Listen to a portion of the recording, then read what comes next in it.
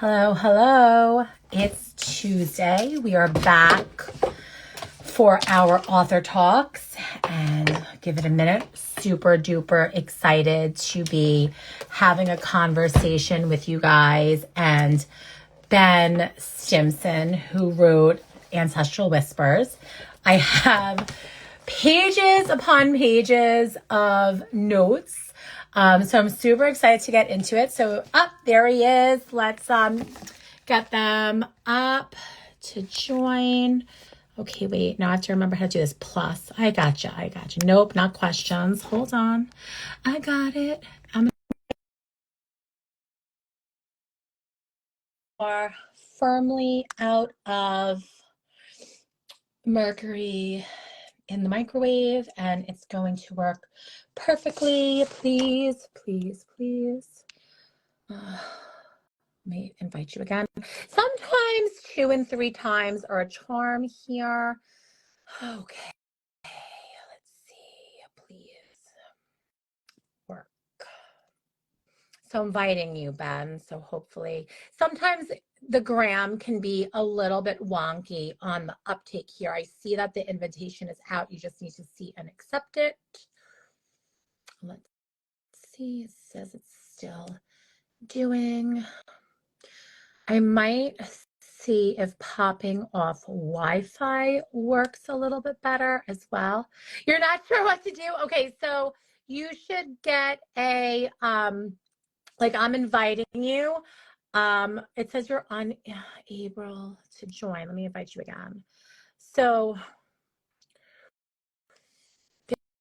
there is also a, like if you look on the bottom row there. Hey, Bella, can you tell me how you would go about to direct Ben to join the live? Because I know like what I'm seeing in my account.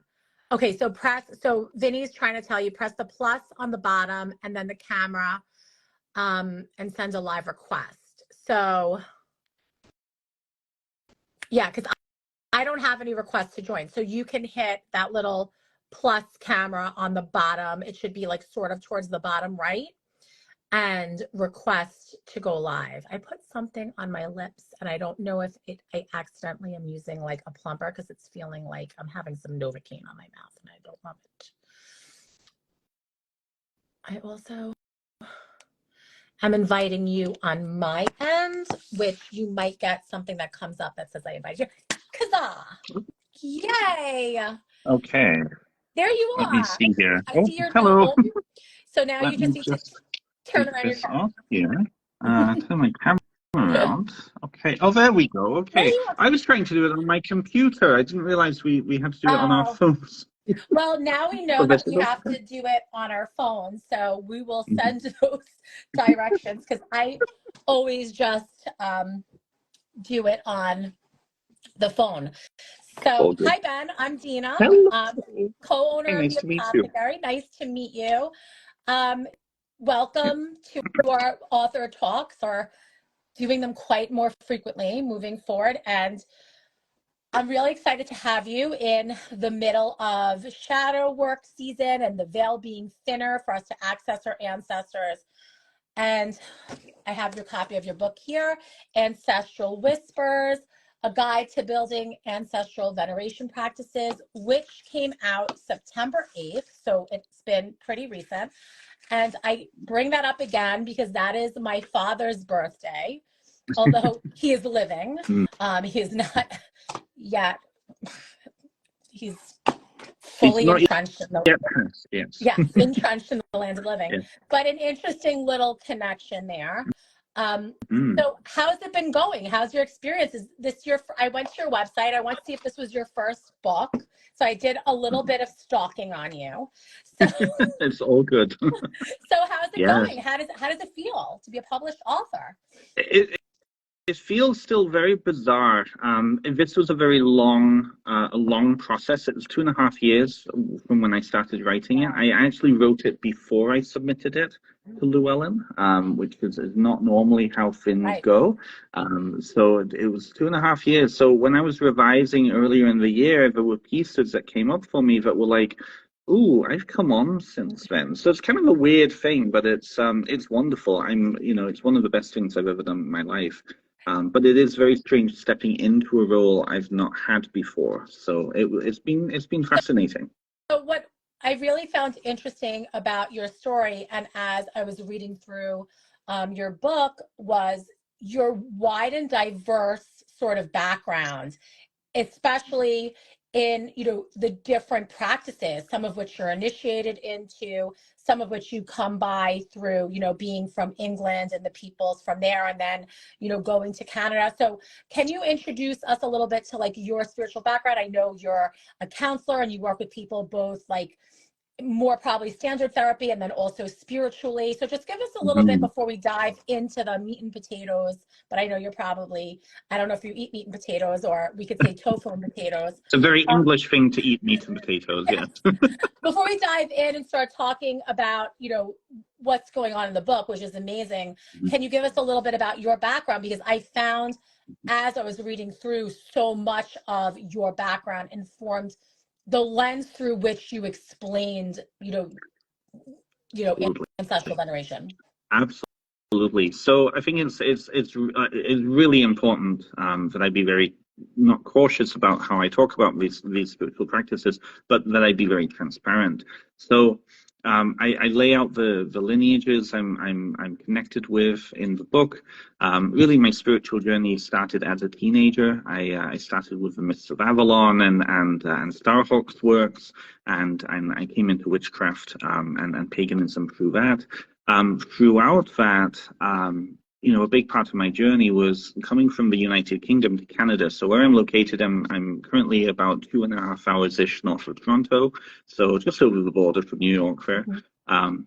But when I was 8, I came when I was completely disconnected from my homeland. I disconnected from my ancestors. All of my ancestors, my blood relatives, are buried over there. I don't have any relatives over here, except my immediate family. So spirituality for me was a way of me connecting in with that heritage of mine, and it was through as I said, the myths of Avalon, really being connected with like kind of the British folklore and fairy tales and whatnot. And as I started to move into Wicca and well, eclectic Wicca, I should say, I started to become very interested in spirituality in general. So I studied Buddhism, I studied Hinduism. That became a really core part of my practice when I was a teenager and late and early teens. As I started to move into my mid 20s and late 20s, I came into contact with Lukumi, and Espiritismo. And now I'm not initiated into Lukumi, but I was literally living in a Lukumi Wow. house. Lukumi is Santeria for those people who are in the New York area there. Mhm. I moved in with my godfather for 2 years as I was studying psychotherapy and as a roommate. And that really had a big impact on my lived practice, because I was living with a priest of an Orisha. His Orishas were in the same house as us. It was a lived experience for Wow. us, and it really made a big deal. And so from that, I really reconnected with my ancestors, because what Lukumi gave me was a really strong and grounded ancestral practice. From then, I springboarded and I started to reclaim my ancestors in the United Kingdom. I started to explore my other ancestors, my ancestors of affinity, my ancestors of place, my ancestors of concept, all of which I outline in the book too. Mhm. So really the five major spiritual practices I draw from is Hinduism, Lukumi, Spiritismo, British folk practice, and part of that is also Druidry. So really drawing on multiple areas of my life and the experiences of my life. I think it's so wonderful how you describe, living with, we obviously Santeria, New York, that's what we're going to say. And the people down here are going to understand, although I know what Lukumi is, like, know it as Lukumi is all as well. But what I found, I think, the most interesting, and for everybody watching, I know we actually have sold a bunch of copies of your book, and I don't know how far everybody has gotten into Ben's book, but as I was reading over the past couple of days, I think really broadening the perspective of how we look at just the term ancestor. You know, like as you mentioned in your explanation, it's so much more than, you know, ancestry.com, our blood Absolutely. relative. And of course, like that's where we're first going to go. And what I've found interesting is, you know, the idea of, you know, founding ancestors, you know, the conceptual ancestors. I have a big star. We actually have something in common Oh, because you schooled me on something that I wrote down page 57 because I have an undergraduate degree in history. And my specialty, you're going to find this maybe to be a little bit funny from a girl from the New York tri-state area, was primarily Tudor Stuart monarchs. And my honors thesis was written about like the Elizabeth Mary Queen of Scots push-pull with Protestantism and Catholicism and that whole thing through the lens of the popular literature and music of the time. A very fantastic. interesting thing. Fantastic. So I'm reading about how the Plantagenets, right? I think I'm saying that correctly. Plantagenets, said yes. that they were ancestors of the devil, demons, as their sort of, you know, founding myth, which I want a refund on my Bachelor of Arts because that had never come up in any of my history classes. I'm shocked. I'm actually really shocked by that because a lot of the medieval professors I know love those kind of origin myth stories because they're so insane and nuts and beautiful and wonderful, you know? Yeah.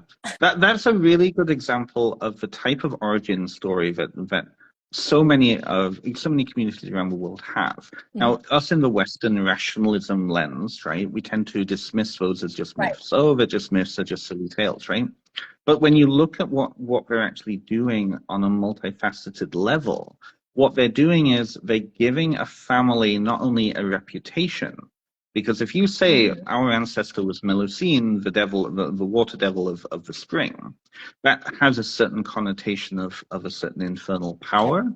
But that also helps to explain then why they're so powerful in the world, why they're so powerful in warfare, because they have that violent streak. That goes right back to ancient Rome, right back to ancient Greece, right back to ancient, like the dynasties of ancient Egypt, right? You know? And so I think when we start to look at stories like that, and even now, I mean, look at Iceland, for example. You look and you talk to people of Iceland, modern Icelanders, and they can trace their origin right back to all of the characters in the Icelandic sagas. Right? Those are not just mythology for them; those are origins for them. And it's a way of not only binding an identity, a communal identity, but also explaining certain features of ourselves. And I think that that's really important. So with that, the Plantagenets, you know, they explain themselves in that way. And it was a way of saying, don't mess with us because, you know, we have the blood of the devil in us, right? You know, and I think that goes to, you know, some of your explanation in, you know, maybe spirit guides and, you know, having a metaphysical shop. A lot of, you know, the younger folk, you know, I don't want to put an age around it, older folk as well, you know, the deities that they sort of take on as a part of their spiritual practice that might not have been assigned to them by their families of origin, right? So many younger people, you know, and that sort of speaks to that myth or that tale, or what are we looking to sort of bring onto ourselves as a trait or as a way of bolstering us or a way of supporting us. So how does, you know, working with Lilith or you know, Kali Ma, or whatever it is, and from whatever, you know, grouping of those deities. But I found that to be such that section that you were writing, such, you know, you don't think about things This is the sometimes, thing. No. you know, as to why we do what we do. Yeah. It becomes so subconscious, right? Yeah. Just, and, you know, the fictional characters as part of ancestral practice is so beautiful. You how many, like you said, Vampire Lestat was, maybe a character that is important to you for whatever reason. And you had a couple of references to Neil Gaiman, and I laughed and I wrote, for me, like The Endless from Sandman in the Oh, I 90s was love it. very Yes. important to me. Death and Dreaming and Delirium, like they were, the very important outcasts. Which struck a chord with you, Mm-hmm. right? Correct. Yeah. Yeah. And so, how wonderful through reading your book to be able to take your practice and expand your ancestral veneration practice beyond your blood relatives or even your adoptive relatives, just because we're either in the family by birth or by adoption or acceptance or just close ties in families. Even if we chose our families, we could still very much not love them so much in the end, This right? is the thing. This is why the main word throughout the book is relationship. And it's funny, I was talking about this in a class I was teaching last night about this. When you look at, like, the Western world is really based on that Christian paradigm, medieval Christian paradigm, Yeah. which really privileges blood relationships over other things, right? When you actually think about it, though, we know instinctively that it's about relationship. It's the society and those expectations that make us second guess, right? Yeah. Very common now, people going in and getting their DNA done, especially if they've been adopted, Yeah. and meeting their parents. Well, their biological parents. Does that negate the entire relationship you have with your adoptive parents? If you meet a sister or a sibling, for example, that you didn't know about for 50 years of your life, 60 years of your life, right? And it happens quite often, more often than we like to think, right? You're assuming a type of relationship with that person because you happen to have the same DNA, right? You don't have relationship. You might have a type of relationship. You don't have relationship. But society tells us, well, you have relationship with that person. Therefore, you should, you should have him in your life, all this, right? And I think that people, especially Westerners, get caught on this. So when they do their genealogy and they find out that they or some of their ancestors were adopted, then it causes so many issues of grief with, oh, well, I don't know who I am. Well, no, you know who you are. You are who you are, right? So all of these ancestors, really expanding that sense of what an ancestor is really about then really bringing the story back to ourselves. And I think that piece around looking at relationship as anything, any being, anyone who has contributed to who we are expands it so that it isn't just the dead. It's the unreal. It's the always real. It's the endless, right? Anything that we have relationship with. But that has to come to, and I'm sorry, I'm just spouting off here, but that has to come back to ourselves and how we then relate. One of the people I had in my class last night said that to them, a deity is not an ancestor. It feels different. Their relationship feels different. And so then they're not going to relate to their deities as ancestors, even if they are like mother and father god or goddess. Right. And it's like, yeah, that's the point. You own these relationships. And then the responsibility is on you to develop these relationships. So I feel really preachy right now. No, I really appreciate that, because I think there's a tendency in Western culture, especially, I don't know if it's so much in Canada, but definitely here in the States, because we're all, for the most part, away from our ancestral land, right? Unless you're the very, very small percentage of the indigenous people that are here. And so, and then so much of the ways of, where we are from has been changed to assimilate here or belong. And let's face it, as we've decades upon decades of intermarrying and commingling, we're creating something new. And so it's this very diffused and seemingly, although I would say that is not so, without identity. Like, but it feels so, you know, again, going back to having a physical store and seeing a lot of, you know, people that are coming in that feel lost or displaced, and they're not into, you know, a traditional religious practice like Catholicism or wherever, where it's very strict because they feel like that's maybe too many boundaries, and they're looking for meaning, and it becomes very confused. And, you know, how you talk about, you know, taking on and appropriating those concepts that really don't belong to us because we're looking for that meaning. But then your invitation to be able to, as you said, develop these relationships so you can have your own relationship and make your own meaning within, you know, what feels right to you, I think was so important. Now I got preachy. Absolutely. No, it's all good. It's good. There's so many pieces to what you just said that are so important, right? And I feel that, again, it comes back to that piece around story. What are the stories that we're telling ourselves? Because the reality is, and this is the danger with ancestor work, I feel like a lot of people ask me, how do I connect with my ancestors? Well, you already are connected with your ancestors, right? It's identifying those connections. But then the thing with ancestor veneration is that it never stops. You go all the way back to the very beginning of the cosmos, right?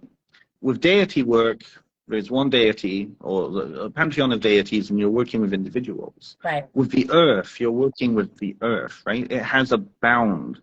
It has a boundary. But with ancestor work, you can go on and on and on and on and on. And I feel a lot of people don't know what to do with that. Yeah. So what do? They work with ancestors because of where they're starting from, and it's their story. And I feel like oftentimes, like genealogy work is pegged to us as find your story.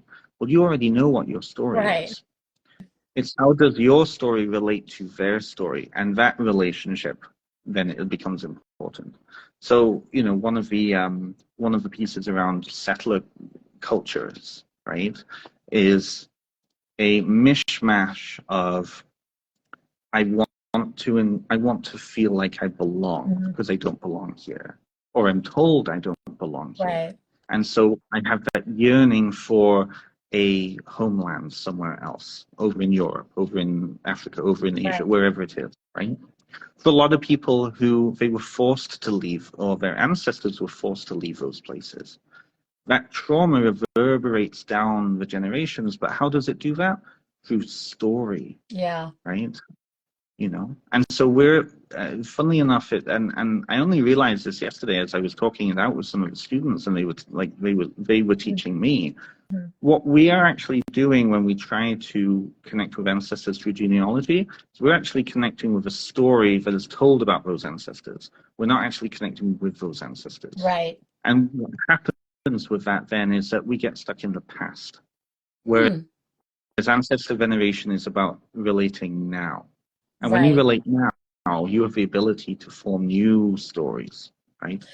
If that makes any sense. It does. It does. What do you say to the people? And I know you touched on this in the book a little bit, that whether we knew our ancestors or we don't know them, they're many generations removed, but there might be difficulty with who they are, or what they did maybe in their lives, that, you know, through the lens of 2023, right, it doesn't work for us. Right. You know, you see a lot of that, you know, disconnect with people because, you know, whether, you know, my daughter's, my ex-husband's, the father of my children, how do I say this? His people came over from England a very, very long time ago, pre-Revolutionary War. So like original settlers ended up somewhere near Appalachia. But I'm sure some of them, you know, were slave owners. It would be fantastical for that to not be the case, right? Right. So I know she's always had a difficult time reconciling that portion of of like feeling, you know, that responsibility as being the now living survivor of a lineage that maybe did things that in 2023 are, you know. Right. So what do you say to those students that are like, I want to work with my ancestors, but I hate them? I say this as somebody who's an immigrant, and I say this as somebody whose ancestors are not settled over here. Mm-hmm. So I want to put that out there. But I think again, there's three parts to that, and I think this is one of the major questions that gets asked, Mm-hmm. especially in settler countries, right? And I think again, it comes down to that idea of story. So that idea of when we look at the story of what's being told and the reality of what happened, we get stuck in the past. And so what happens then is we are then focused on the past, not on the present or the future. People feel like they have to take responsibility for what happened in the past, when really then they need to take responsibility for the lineage that is existing now of what that happened, right? So the thing, the realities of slavery, right? None of us can go back into the time and stop slavery from happening. And so we're not responsible for slavery, but we most definitely are responsible for the effects of slavery in today's society and changing Right. that. We are changing the legacy going forward. That's what we're responsible of. I think the other key piece here is, this is going to sound harsh and horrible and maybe dismissive, but when I hear somebody say, I have a problematic ancestor and I don't want to deal with them, what I actually hear is, I don't want to be reminded of that responsibility. And so I'm going to just make them the scapegoat and put it all on them and say they were a horrible person and that I have washed my hands of it. Now, that doesn't actually help anybody. And it certainly doesn't change the future. What it also does is, and this comes, maybe ties into that idea of forgiveness. Forgiveness is a big issue with people because, again, it's that responsibility piece. Yeah. And I think that when we're able to say that what happened and it was horrible, we release the ancestor from being stuck in that place, and they're allowed to join us in the present to continue going forward in the world. It also releases us, right? Yeah. Because again, it's that we're relating to that ancestor through the story and not through them directly. The whole thing with ancestor veneration is that we're relating to the spirits now in today's world, right? Yeah. Now, the really problematic ancestors are the ones who are not prepared to join us in today's world, right? Yes. Right? It's like that character on AHS, no, not AHS, yes, AHS Coven, who was reincarnated, the Kathy Bates character, and she was like, "Oh, there's a black president. Oh, I can't do that," you know. Right. Bring those into the future. That's what the healing is.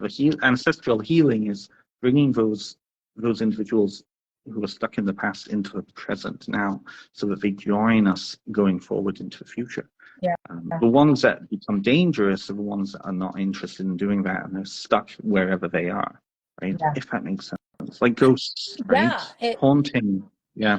I mean, it does make sense. And I know you did speak in your book about, you know, just because there are ancestors doesn't mean that they inherently want the best for us. They might be, you know, looking to manipulate to keep us in a way that they're comfortable with, and that, you know, unhealthy patterns. And we need to be aware of that as we begin our practices. You know, it isn't, you know, it's very real, and we can't just be a Pollyanna about it. No. The story that you told of the woman at the fair that you were vending, looking for the psychic to speak to her husband so he can give her the next couple of months forward of marching orders was, oof. Yeah. Can I just say that, well, it is so refreshing to speak to somebody who has done their homework and gone through the book, because every time I have a chat like this, I'm like, oh, that's so good, I need to write that. Oh, it's in the book. Okay. Yeah. No, I have many pages with that I wrote with actual page number references. I thought I was in school again as a history major. This was I think you actually even referenced one of the books from my primary sources that I would rush to the library at the beginning of every semester and make sure I got it, because I am old enough to have my Bachelor of Arts at a time when there wasn't really internet. So we used the big tomes of, Yes. And it says a lot that modern education hasn't moved past, like they're still using the same tomes from, That's for Yeah. sure. Maybe now it's a searchable PDF, so you don't have to, but Yeah. I Sorry, go on. I appreciate that. I want to speak about, I wrote page 89, healthy and unhealthy family dynamic systems, because something that struck a chord with me was, and I don't know if this is because of we share probably similar origin places, because I'm English and Scottish, mostly Scottish, but a lot of this self-made family business, like working till you drop dead energy. Yeah. Right. Yeah.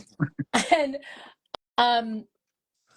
so it's interesting how we sort of interact with that. Like, I come from a long line of these people, and my joke is, what's retirement? We're just gonna like drop dead in the store, and that, probably. This is the thing, right? And I think my parents, same thing. They just retired 2 years ago from having a business that they lived at for 29 years, and they don't know what to do with themselves. I think that there's a good reason that the new world, the so-called new world, really offered a lot of people that idea of freedom from the really patriarchal power structures in Europe, right? The caste system, the class system, and in many ways, I feel like so many of the people who came over here were looking for the same kind of freedom that my own family were really striving for.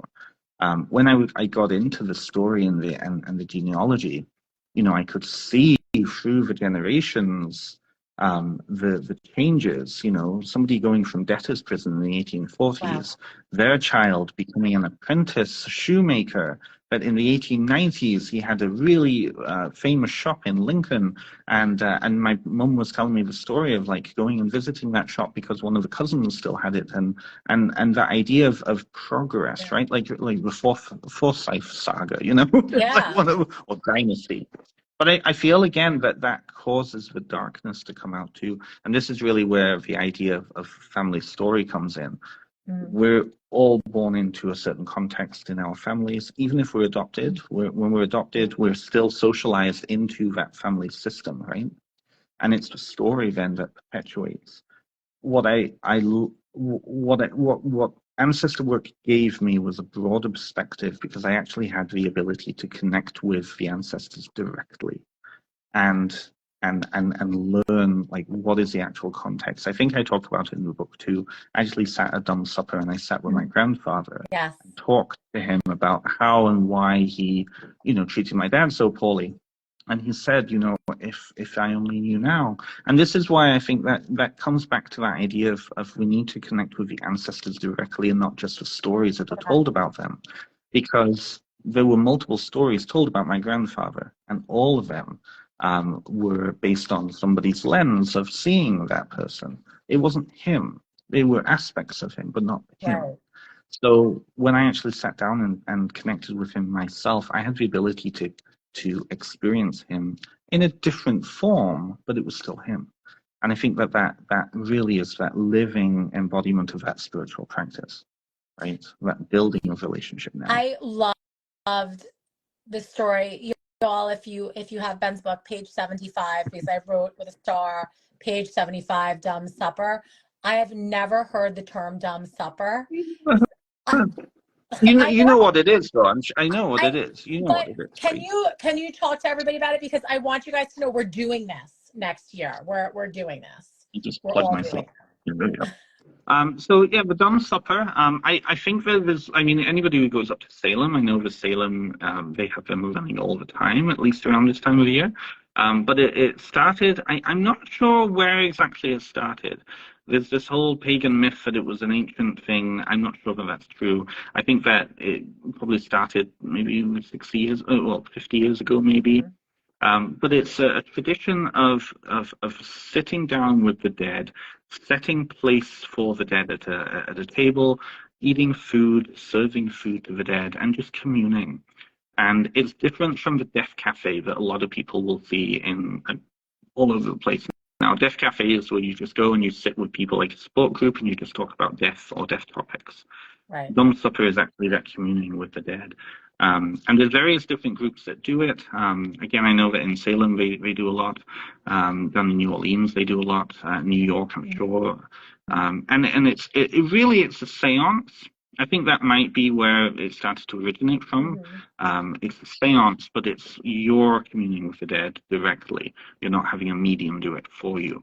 And it's quite palpable. It's very emotional. It's very emotional. And then there's that space afterwards, at least the ones I've done, where you can talk about your experiences and talk about with fellows kind of what that experience was like for them. And it becomes very intimate. It's such a beautiful opportunity, like you said, to bring your ancestor, your grandfather, your great grandfather into the present moment. We had an author talk with Maya Toll. She actually had come up here a couple weeks ago, and she reminded me of the practice of like the 10-minute timer and just like journaling for 10 minutes and just like, getting, whatever's going on in your head out of your head in the 10 minutes. After you do that 10 minutes, I'm wondering if in similar practice you could then go into, if my grandfather was sitting in front of me, what would he say to me? Because I find that like once you clear in 10 minutes, like all of the bull crap that's on your mind, all of this amazing stuff comes through. I've been doing it for the past couple of weeks. Just different little creative exercises. What would the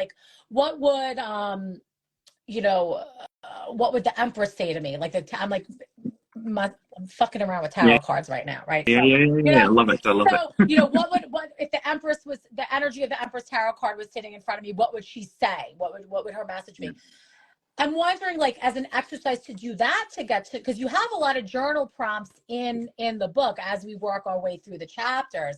I wonder if instead of, I think a lot of times where we get stuck in Western culture is, I want you, Ben, to tell me exactly how to do it. Give me a prescriptive, because that's what we do in Western culture. Like I go to college, I get the job. You tell me what I need to know. I'm going to spit it back out at you. You tell me how good I did, telling you the things that you told me to learn. Give me an A. I have the degree. I'm going to get a job.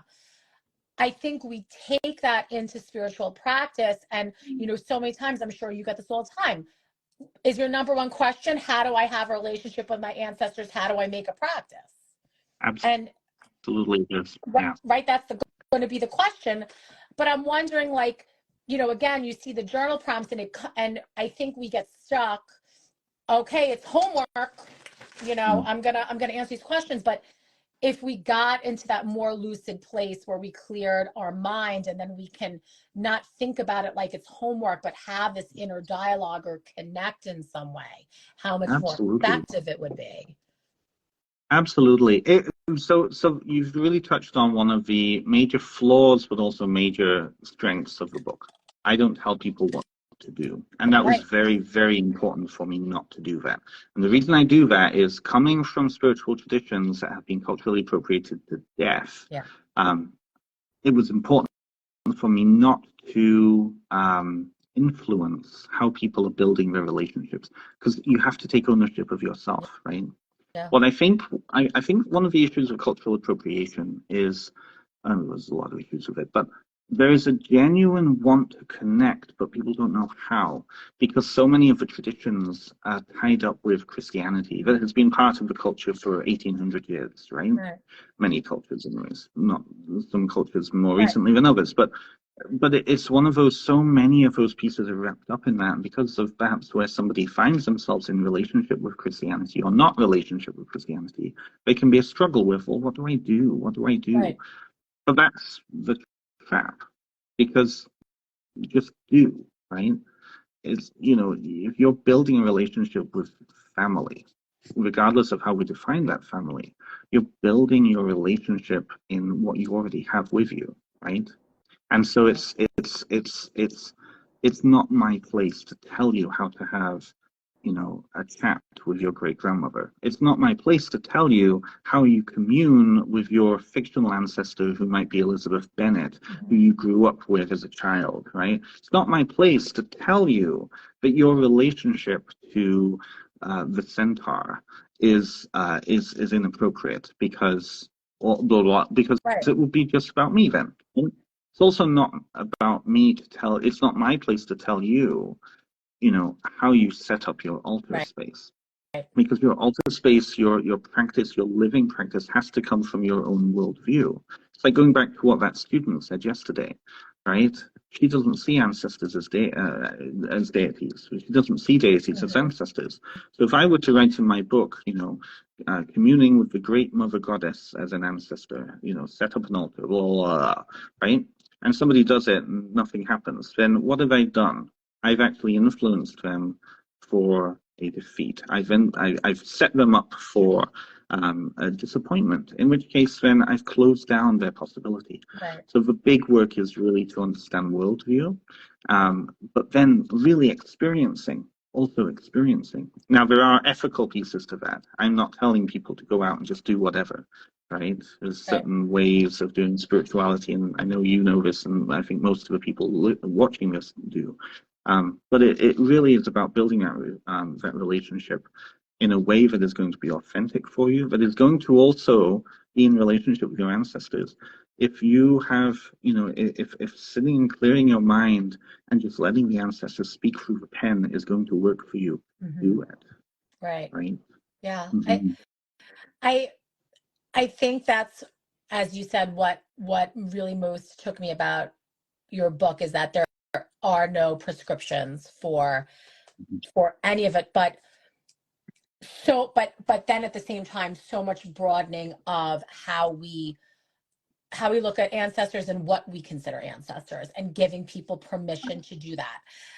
I think Very we much so. still do need, for whatever reason, we feel like we need permission and to look Yes. at the world and, ancestors and our spiritual practice Mm-hmm. in different ways, and that that's why there are really dangerous situations that happen, and and people get taken advantage of. So it is really commendable that you refuse to prescribe it, because very Well, I'm very well sure that prescriptive style ancestral veneration practices would be published, and they have been published. Like this.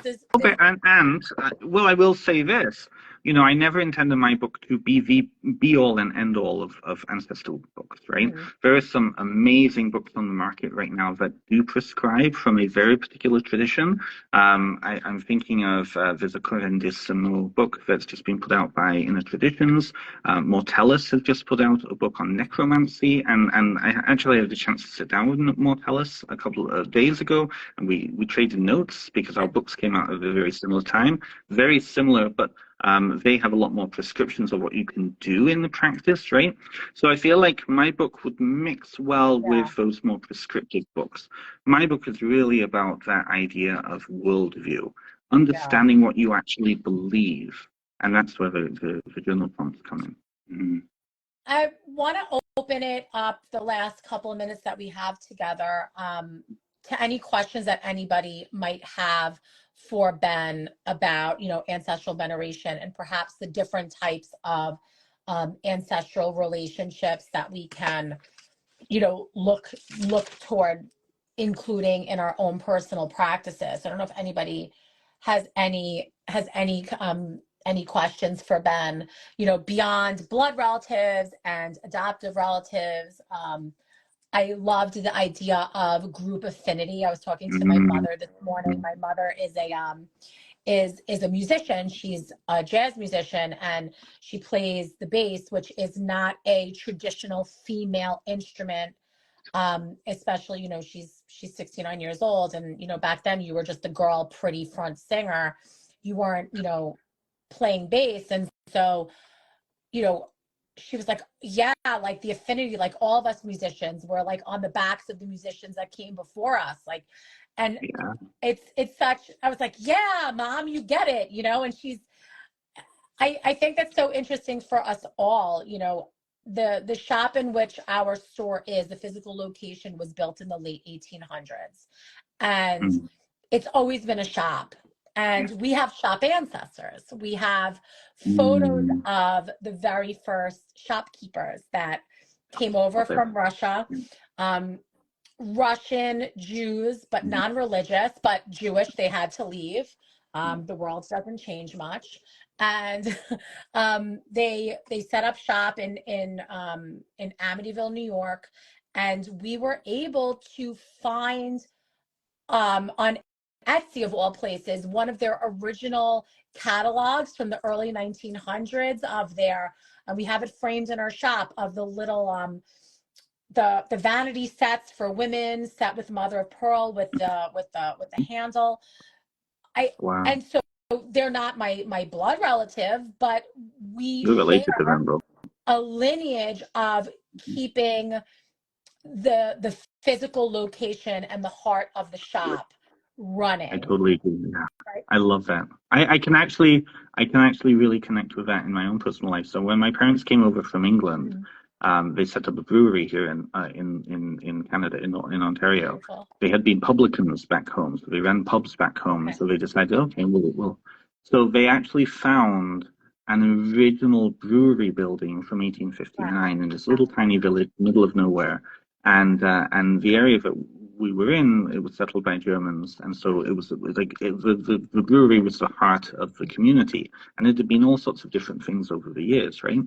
So they were brewing with the original water source in an original brewery building after like 70 years of it being abandoned, pretty Wow. much.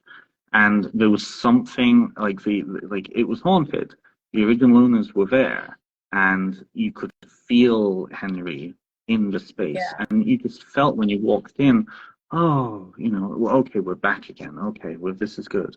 This is Yeah. what this place, and the brewery building itself felt like it had come back alive. Like it gets It was back happy. to what it was supposed to be. Yeah. Yeah, It gets exactly, exactly. happy. Yeah, That's yeah, that's what happened with our space too. That similar thing that it became happy, and we, you know, took down a lot of the walls. They lived upstairs, and there's actually two sets of ancestors because it was the Jewish family, and then it was an Italian family. And the big joke, because I have some Italian ancestors, is that the Italians put the addition onto the back of the house, because if you know anything about Italians that live in America, they need two kitchens because so they put on the one for no, second kitchen. no, one for other, no, no. Yes. So they have the second kitchen. And you know, but when we started taking the walls down and opening it up, so you know the whole shop could breathe, like you just felt like Yeah, the building relaxed, like everybody was just, it hums, it does, and it feels good. And when people walk in, they could feel it, but they don't know yeah. what it is that they're feeling, I think, a lot of the time. And I think this really connects then to this idea of expanding the concept of ancestor. Really, words and categorizations of spirits are just us trying to place and categorize, right? But when you actually, like, with that, you've got the spirit of place, genius loci, Mm-hmm. connecting in with the ancestors, and you're now in that space, in that context, relating to both spirit of place and these ancestors. All comes together, and that's all a relationship, right? You formed a family with those two things, Yeah. right? Or all those And things. and Yeah, and that's here we beautiful. and here we are, so different, all of us, Yeah, right?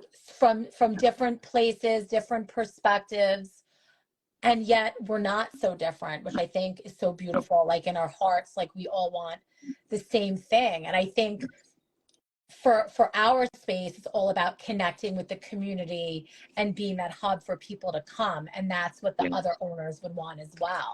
And it just yeah, it just makes it feel so nice. And um talk about a little bit about, you know, I think it's funny that that you had pets, friends, and spirit guides in the same line. I mean, I elevate My pet Mm-hmm. was supposedly my horse in the Civil War. I was told by a psychic Mm. that we all believe it, but um, a little bit about, bringing them into our practice. So this comes back to my comment about how we categorize, right? So in certain traditions, this is where maybe the traditional worldview comes in. In Espiritismo, for example, at least the Puerto Rican Spiritismo Misa Blanca version I was taught, we are taught that your dead, your muertos, are not your spirit guides. They can't be. There has to be a level of non-dual relationship there because your spirit guides are there to really help you and teach you in a more like a therapist kind of way, right?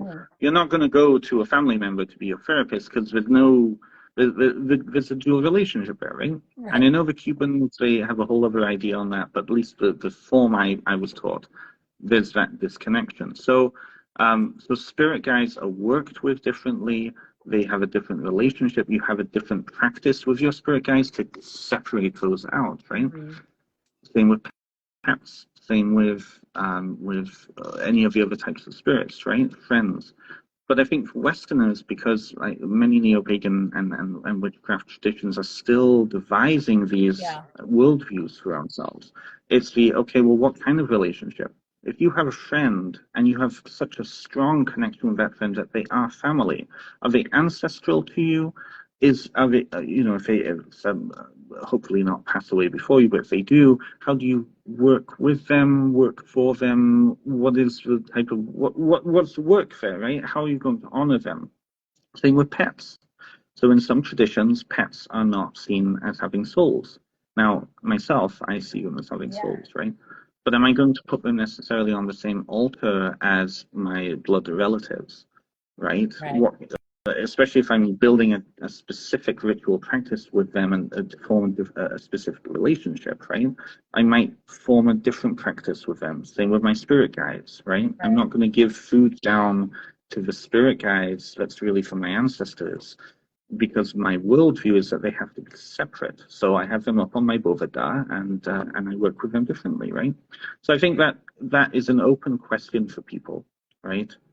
I think that this is the job of you to discover for yourself, well, what are those distinctions, and really what do you do with that for you? Right? I liked going a little bit further into the idea of like ancestor versus spirit guide and a little bit of the difference there.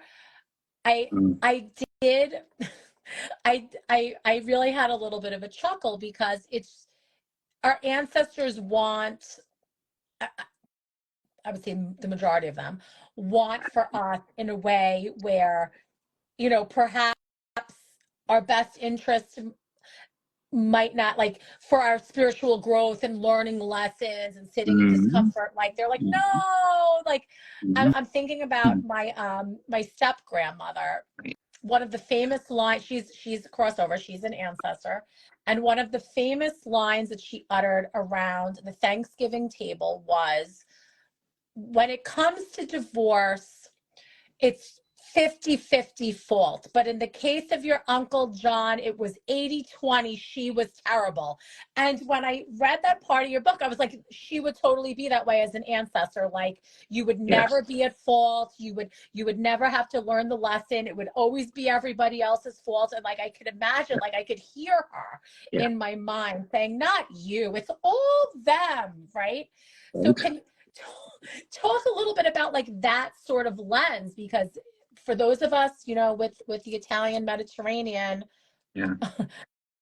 doting mothers, it's never our This is fault. the thing. Well, this is the thing, right? I think anybody who comes from a family that's overbearing knows that oftentimes our lives don't belong to us; they belong to our parents. And so I think that's where, and it's fascinating that at least from this worldview, it comes from a collectivist culture like Puerto Rico, that there needs to be a distinction there. So with this, then, with the ancestor work, my experience with blood ancestors is that they want proliferation of life. And so I've noticed that, I've received ancestral blessings to get me to a healthy place because I'm going to serve a bigger purpose in a much broader scheme, there's the ancestors, Yeah. right? The ancestors are wanting all of us to continue the species, Mm-hmm. right? They want more ancestors coming to them. So what do? They're wanting us to be the healthiest that we can be so that we can be the best agents within a much broader tapestry that's being woven, right? Yeah. Spirit guides are assigned to us or gravitate towards us because they recognize, at least in some traditions, they recognize in us something that they can help, but it's about us, Right. not about Right. the whole thing. And that's the big distinction, right? So if you go to a therapist, you're going for your own work. But if you go to a family therapist, they're looking at the bigger, broader thing, right? So this is, I think, like, particularly with the ancestors, because the ancestors don't go just back to humans. It goes all the way back to the first microbes, right? The very beginning, first life. And what did that want to do? Cell divide and separate. Yeah, right? life and life begets life. My one of my grandmothers is crossed over, and it's been a year, I think. Time has been slippery the past couple of years. It's like a year and 3 years all at once. I don't know what's going on. But I remember right before she was passing away, and this typically happens to me right before one of my loved ones passed away. I was laying on the floor of my house, right at the foyer, which seems to be a place that I lay, and I don't know why. And I had this vision of my ancestors on a continuous line. And I was at the end of it, and everybody was behind me, and then it pulled back, and I was in the middle, and it was just on both sides, and I was like, holy shit, like it just kept on going. It's a great chain of being. Yeah. Right? Yeah, it's a great thing to be. And to extend that, and I love that image because I've experienced the same thing. It doesn't matter what kind of ancestor we look at then. Yeah. Because affinity ancestors, lineage ancestors are the same thing. Right? We've both done like so many years of schooling, right? Yeah. And we were taught by professors with the idea that this information that the professors are handing us is going to be, perpetuated in some way, right? Yeah. Professors make more professors. Right. That's the way of academia, right? Yeah. So it's the same thing with conceptual ancestors, right? The ideas, it's very viral in many ways, I guess. It's very viral, but the ideas that an author puts into fictional characters is in order to infect, the reader, that will then go and tell those stories again and again. Story is viral, right? Story wants to be perpetuated. So it doesn't matter what story we're telling, whether it be the story of life, the story of healthiness, the story of witchcraft, the story whatever, right? The story of academia. It wants to be perpetuated. So we're just then agents, which goes against what many of us hope for in individualist societies like the Western world, right? We're the protagonist of our own tale, right? Right. No, well, it's so funny what is the page? When you're talking about, ideas, and collective groups, I sort of feel like that this speaks to that. How do you say that word? Egregore? How do you say that word? Oh, egregore. Yes, egregore. I've never heard of that word before, and it sort of reminds me of a concept. Where we are in Amityville, we're famous for the Amityville Horror House, right? And the tale and the story associated around was a very, very real tragic murder of a family, and then the story after that about the haunting and the book.